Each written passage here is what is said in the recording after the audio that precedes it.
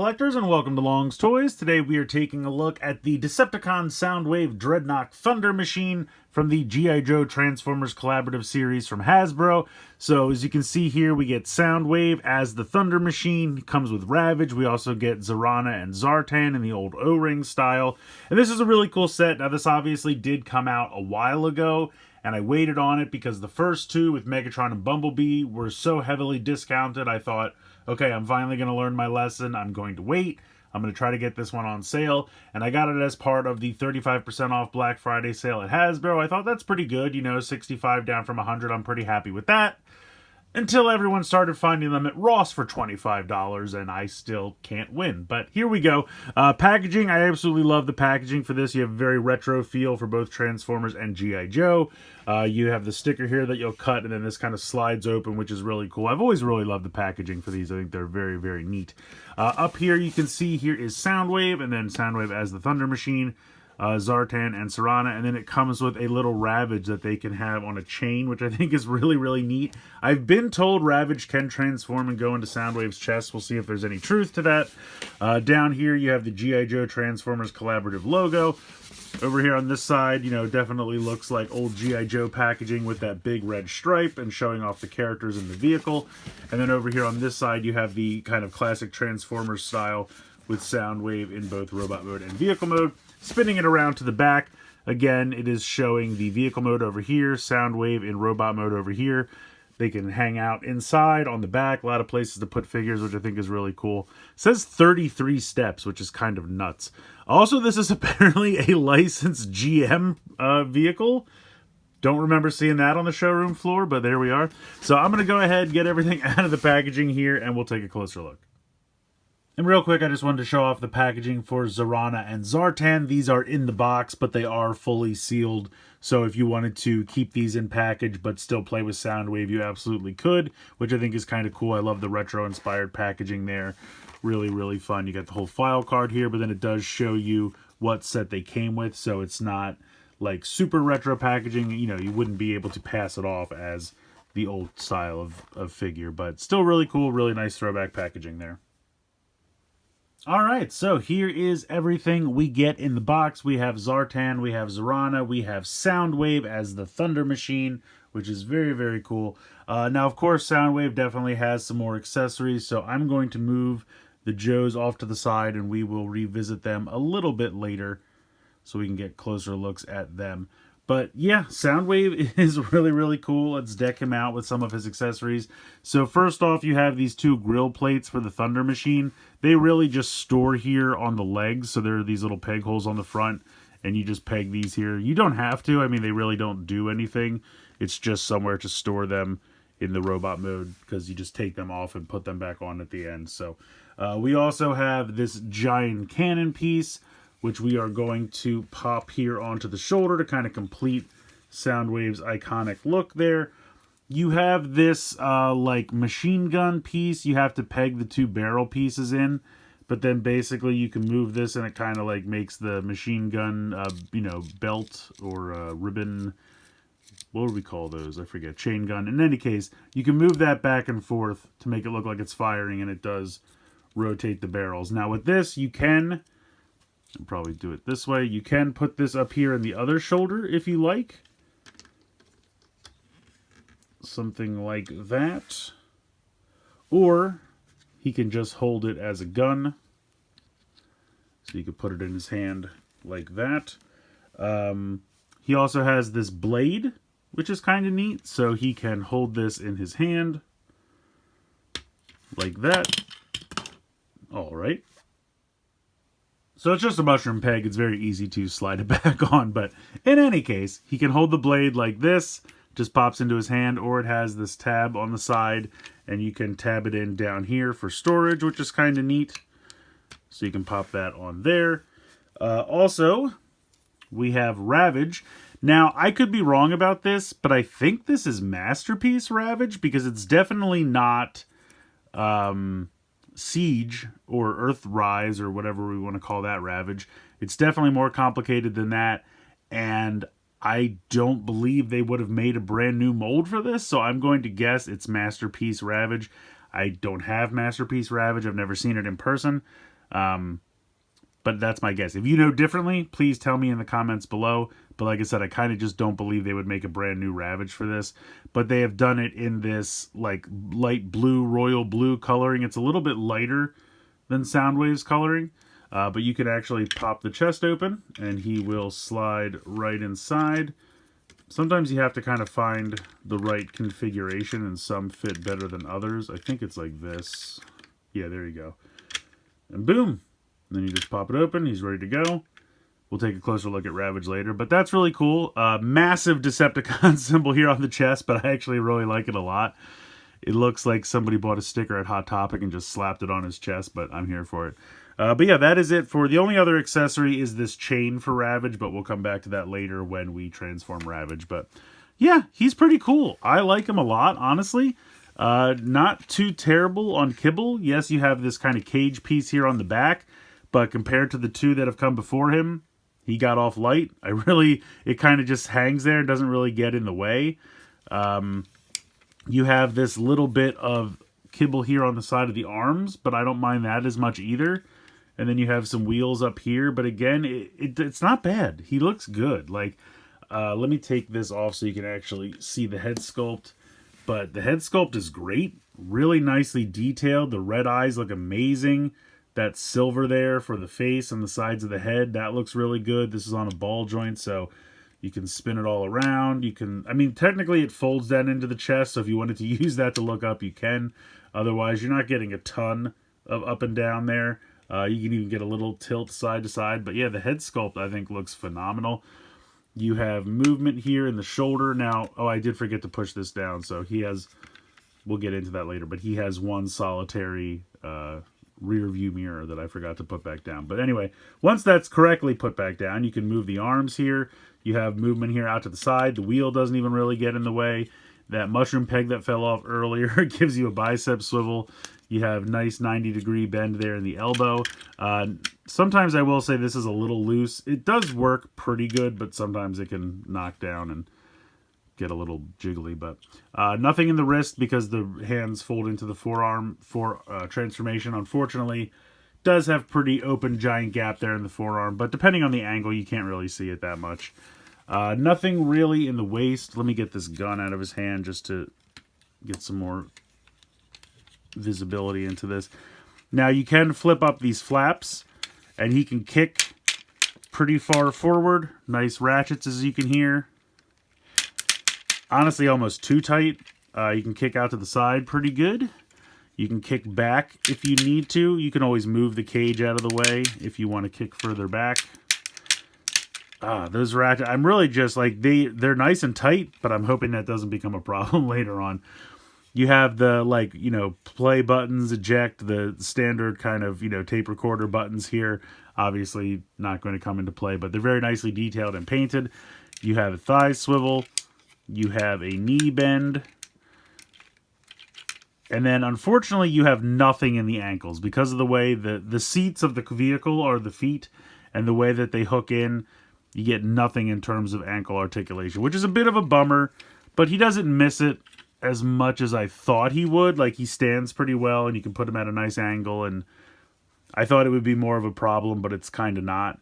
So, yeah, overall, I like him. I think it's pretty cool. I also like how, because you have this big piece here, they kept this groove here so that there's no problem attaching this. It's good looking out, and you can do it on either side. So whatever you prefer. Does overshadow the head a bit because it's so big, but yeah, I like him. I really do. Honestly, he might be my favorite out of the three so far. And speaking of the others, let's first bring in, if I can pick him up with one hand without him being such a floppy mess. Here is Megatron. I always just felt like I can't even fit them all on screen at the same time. Can I bring this out? There we go. So Megatron was always just a bit more of a floppy mess. Like, he held together decently, but he's got the giant kibble shoulder pads. You know, he's got these hip-mounted cannons, which they look okay. They're not bad, and you can kind of wing them out to the side a little bit. And then he just has so much kibble here on the back, you know, that I didn't always love that, but he was okay for, I feel like, a first attempt. You know, we'll give him a pass.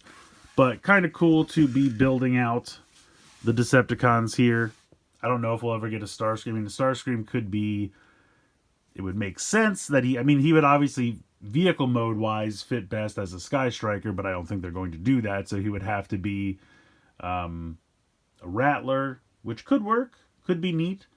We'll see if that ever happens. But yeah, so far I like having these two together, but I definitely think Soundwave looks better out of the two. Nothing against Megs. I just think this really works.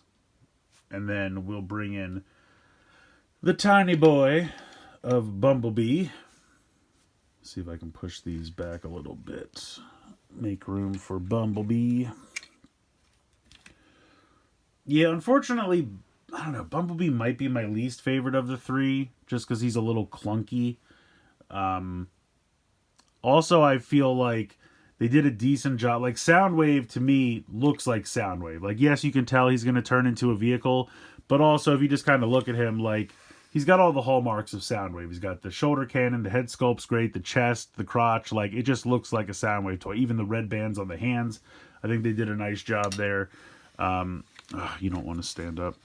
But, like, and Megatron, too, like, he's got the head, the chest, you know, the arms, the legs a little bit. But Bumblebee really just feels like a G.I. Joe robot that they put a Bumblebee head on. Like, in robot mode, there's not a ton of telltale Bumblebee-ness to him. And also, he's just a little clunky, and I really hate this giant roll cage piece on the back that they couldn't figure out something to do with that, but it is what it is. But yeah, so there are the three together. I like having the two Decepticons here. I think they look pretty cool. But yeah, I definitely think Soundwave has been my favorite so far. And, you know, it kind of makes sense. Like, they get a little bit better at this every time they do it. I don't have the Sergeant Slaughter cup yet. Hopefully waiting for a sale for that. But yeah, hopefully that one's, you know, even better. But I don't know, Soundwave might be hard to beat. Alright, so we'll take a look at all of Soundwave's companions here. I figured I'd just throw Ravage in the mix because he has some compatibility with these guys. So we'll take a look at this real quick. But yeah, it's very blue. A little bit of light gray there. Not a ton going on in terms of detail. But transformation is not too bad. So the very first thing, you have this little piece here that you're going to flip out like so. And that just kind of has a peg here. I'm assuming they just don't leave it all the time just so that it can fit in the chest and be smooth. But once you flip that out, then you can flip the two halves of his head together, and they will peg together like so. Just like that. Then you are going to come to this section here and kind of unhook it. You can see that there's a peg there, so you have to kind of unhook that and lift the leg. And the little paw might fall off because that happened to me several times. But unhook that and flip that forward. And then you're going to take these sections and unpeg them. And then they are going to fold back. And before you sandwich them together, you want to reach in there and just flip out the tail. And then you can sandwich these together. And then you're going to fold out the back legs like that. And then you're just going to fold these down like this. And then just straighten these out. And that will give you Ravage's back legs. You want to bend this and then bend this just to give it like a little bit of an angle to kind of have the head pointing down. So you want that little bit to stick out at the bottom. And then you're going to just bring this down so that the Decepticon symbol is facing out. And then right here, you can see right there, there's a swivel. You're going to bend this, or bend it, but swivel it 90 degrees just so you can straighten out the paw. So again, bring this and then swivel this. And there we go. So in Ravage mode, Jackal, what was he, a Jaguar? Jaguar. In this mode, he's got a little bit more detail. You have a little bit of paint there for the eye. Mouth cannot open or close, but you have some nice Decepticon symbols, a little bit of red paint. And then the silver for the missiles on the legs are painted, a little bit of red down there as well. Overall, it looks pretty good. Decent articulation. You can kind of move the neck and the head and everything around, and I guess you can call that an ab crunch if you want to utilize it that way, but it's really just kind of supposed to stay like that. But you have a ball joint here for the leg. You have a swivel there. You have a hinge there, so you can swivel that around. You can move the little paw in the front. Technically, you can move these around as well. And then you have a pin there and a pin there, so you can move that there and move that there. And then again, you can move the little paw, and then technically you can move the tail as well. So pretty decently articulated. But my favorite feature of this, if we grab that chain that we saw earlier, it's kind of a rubberier plastic, so you shouldn't have any trouble, but you just slide this around his neck, and then it looks like they have Ravage on a chain on a leash. I think that's so cool. That's such a fun little feature that just really, really works. In my opinion, I think that's so cool. So we will put Ravage off to the side for the moment so we can take a look at our two Cobra figures here. So they each come with one of these little bases. I always wonder why they put the peg kind of in the center of it, because I feel like I'd want it more to the side so that then both legs could rest there, because it's, I don't know, it's just weird. But little bases, not really anything too intricate to them. Here is Zartan, looking good. The green eyes are really nicely painted. He's got his little head shroud, I guess we'll call that. The detail here on the vest, I think, works really well. Really nicely painted there. I love the shoulder pads here. So head can swivel. You have a hinge and a rotation at the shoulder. You have a hinge and rotation there, like a little bicep swivel and a hinge at the elbow. Hands and everything are one solid piece. Of course, you got the tried and true O-ring there for the waist. You can kind of kick a little bit out to the side, the way the hips are done, and obviously kick forward. And then you have a knee bend, and then everything else is one solid piece. But really nice detailing here. You got a knife molded into the boot. All the armor, I think, looks really solid. Just all in all, these look really good. Like, I really like the way these came out. He's got this little gun here, as you can see. He's also got a backpack that you can open.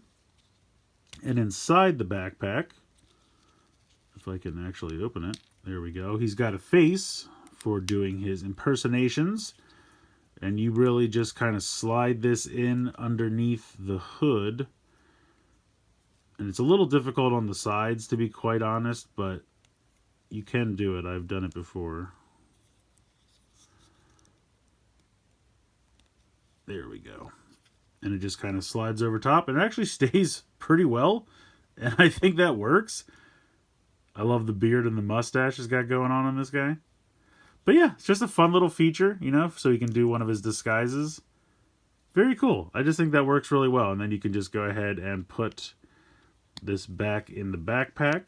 Just kind of, doesn't peg in or anything. It just kind of like loosely sits in there. And then you just kind of close it up. I can never get it to orient correctly. There we go. And then if you want, you don't have to leave the backpacks pegged in if you want to take them out. Very simple to do. I think I will do that so when we put him in the Thunder Machine, it'll be easier to do so. But yeah, really nice Zartan figure. Like him quite a bit. And you don't need the stand. They can stand pretty well on their own. As I say that, and he falls over immediately. But now we can kind of give him the leash for Ravage, which I think is really cool. It just pops in his hand.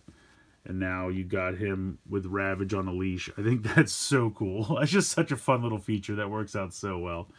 Next we have Zarana. She's got this kind of cowboy spur at the end of a rifle. I don't know what's going on with this. I guess it's some kind of saw blade, but not the most exciting weapon in my opinion.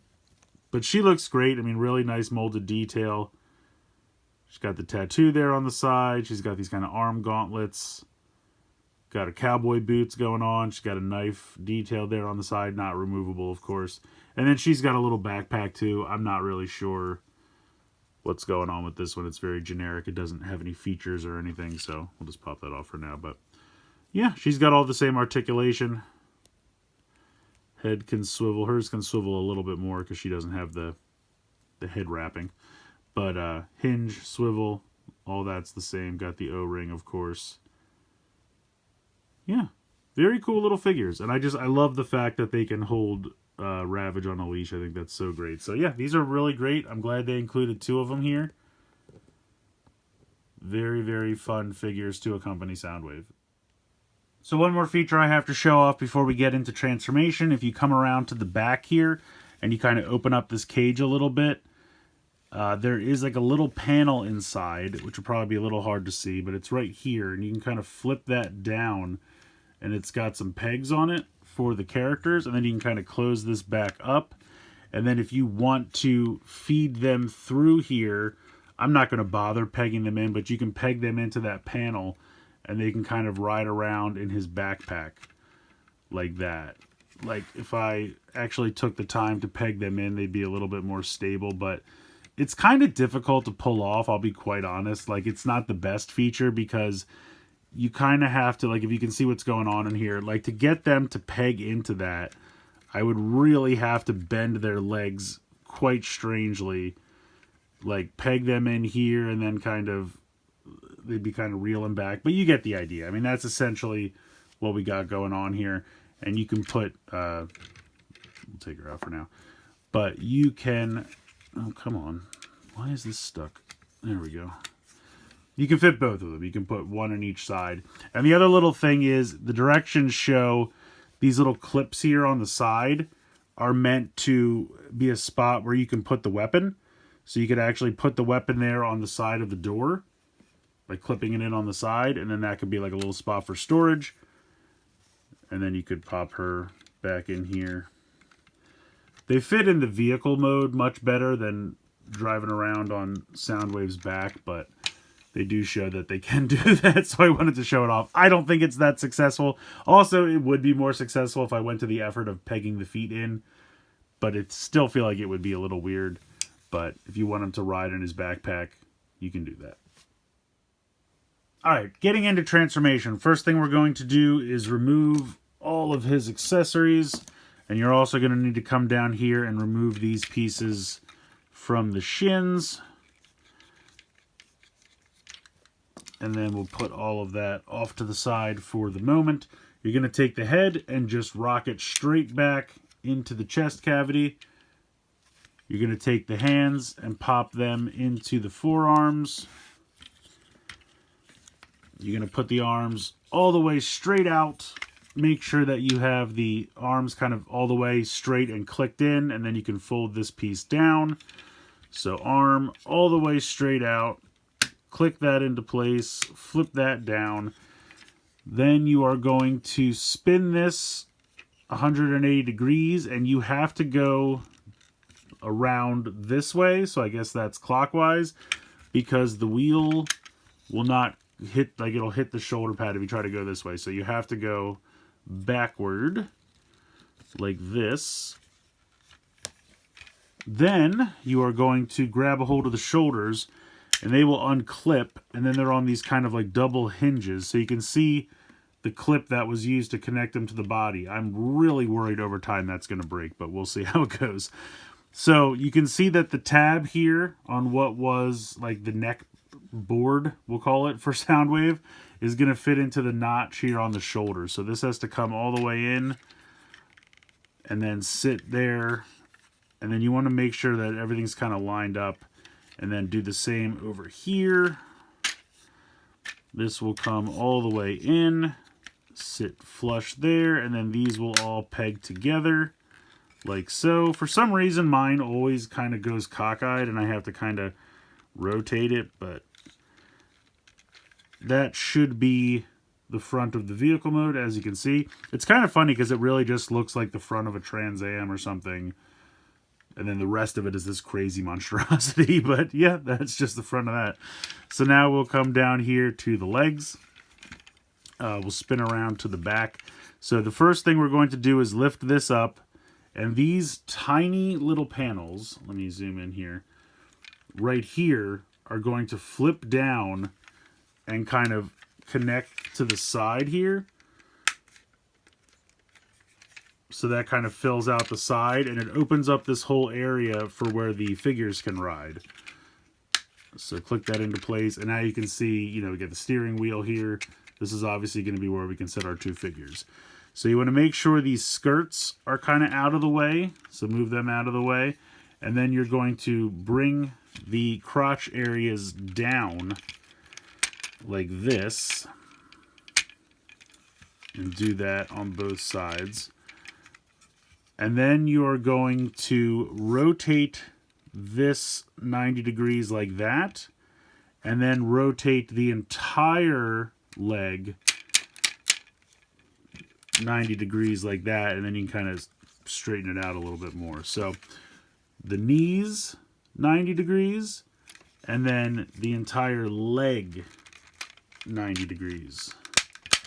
And you kind of want to be a little careful because they're so tight, and I'm just worried that, like, if you try to twist it from down here, it could cause undue pressure. So kind of come up here and really get it from where you need to get it from. But let me zoom out here. At this point, we're going to unhook the seats / feet. And the directions are not the best on this, and this confused me for a minute, but you kind of drop this down, and basically like, you kind of pull it away, and then it'll allow you to bring it down. So you can see this hook here, and essentially when you're putting this into foot mode, you're kind of putting this under there and then pushing it up so like the hook will catch, kind of like that. So that's how you put it into the foot mode. So you kind of want to just like push it down and let it sit naturally for the seat mode, if that makes sense. So you're going to do that on both sides. Then you're going to bend this at the knee and then unhook it like that. Oh, and I forgot to flip up this little panel. There's only a panel on one side, but you'll flip this up like this. Make sure this is still out of the way. So bend at the knee, unhook, flip around, and then you're going to peg these together. So there is a tiny spot underneath here, right there, where you will make sure that those two pieces connect together. Come along. There we go. And then this will kind of drop in and push on there. So there's a tiny little clasp right there that you just push that in. Then that will allow you to bring this all the way up like this. So you kind of have to get this to kind of go there because there is like a little tab on the side. So get that to go like that, and then you'll be able to push the seats in. This will probably come unpegged. These pieces down here came unpegged. That will happen. There you go. And then you can hear the seats will connect down into there. At this point, you can bring these pieces here down. And sometimes I have difficulty because there's like a little tab here that kind of has to fit into this little groove right there. And sometimes it likes to give me trouble, but it's not impossible to get down. This one seems to go a little bit easier. I don't know why.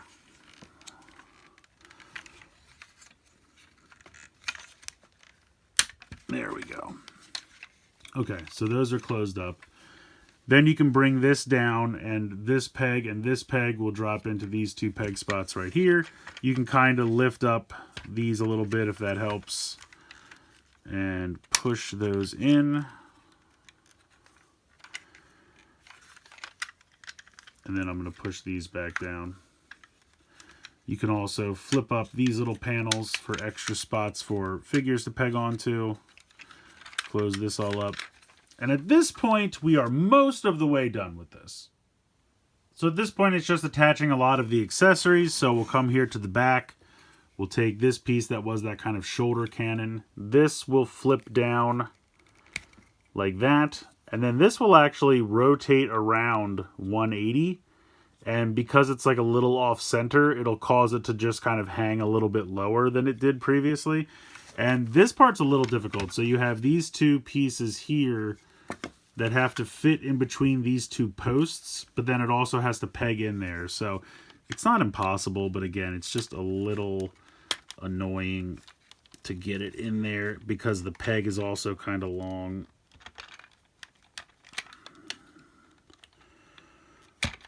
There we go. So once that's pegged in, this piece will actually come and clip on here like that, and that kind of acts as like a little toe hook, which I think is kind of cool. So that's connected. We're going to come around to the front because this section definitely needs some love. So we are going to take these two pieces and peg them together.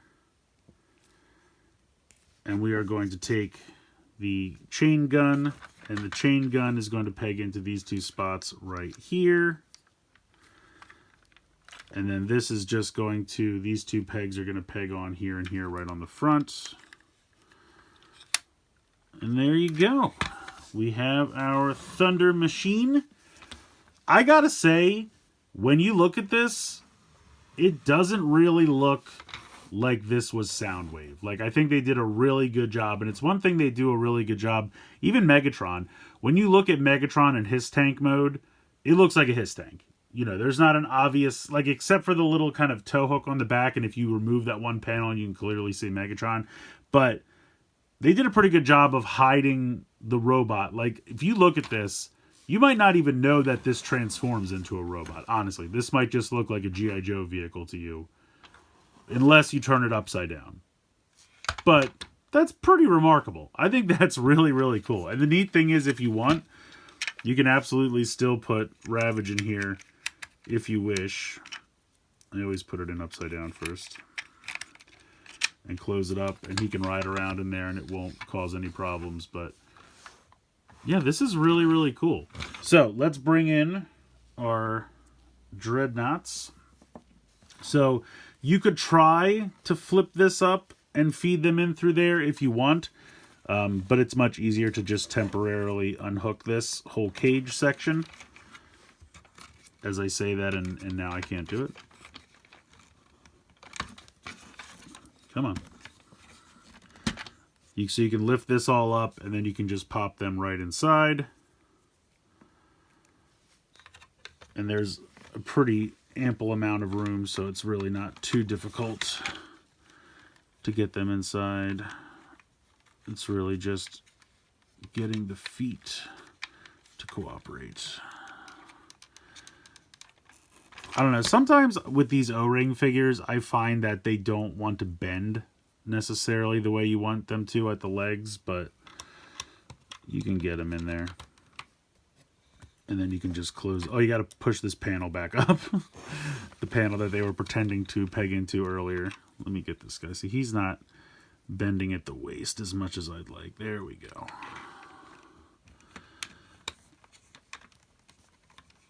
And they have a weird little cutout for his foot. So you have to kind of get that in there. There we go.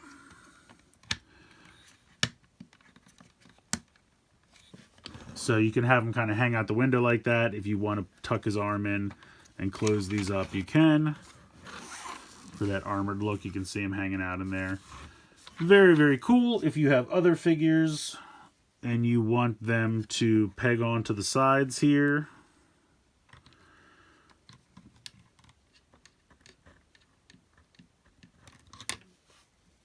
they can do it. They don't seem to want to do it.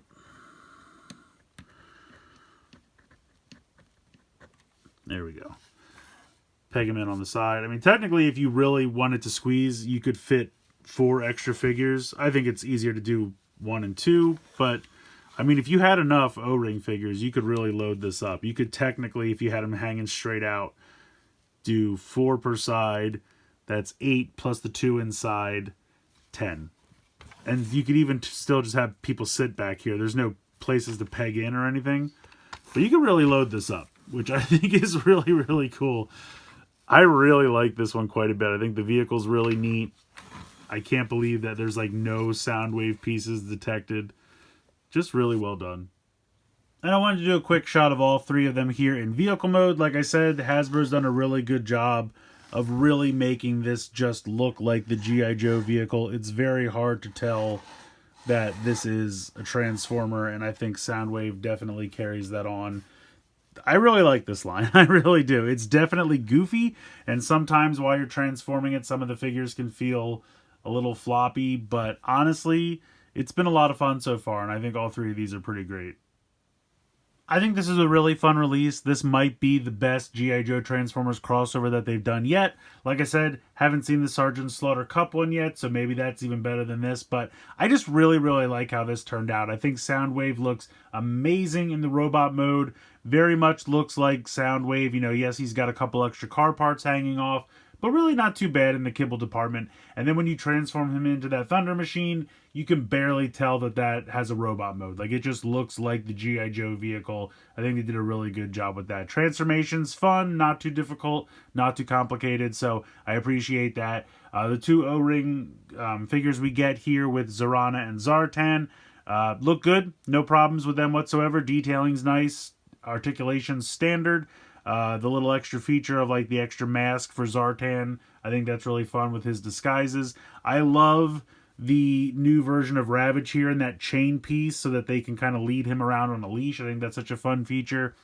I really don't have much to complain about this. I mean, at full retail price, $100, okay, maybe it's a little overpriced, but when you think about the fact that they charge like $20 a piece for these O-ring figures, and this Ravage is probably worth like at least $10, maybe more on its own, if that's kind of $50 right there, and then he's $50, it's a little overpriced. I got it for $65, so I'm very happy. If you can find it at Ross for $20 or $25, that is a steal, and I absolutely cannot recommend it enough to pick it up if you can find it at Ross. But even if you could find this on sale, whatever you think is fair. I mean, $50 would still be great. I paid $65. I don't even really feel bad about that for what it is.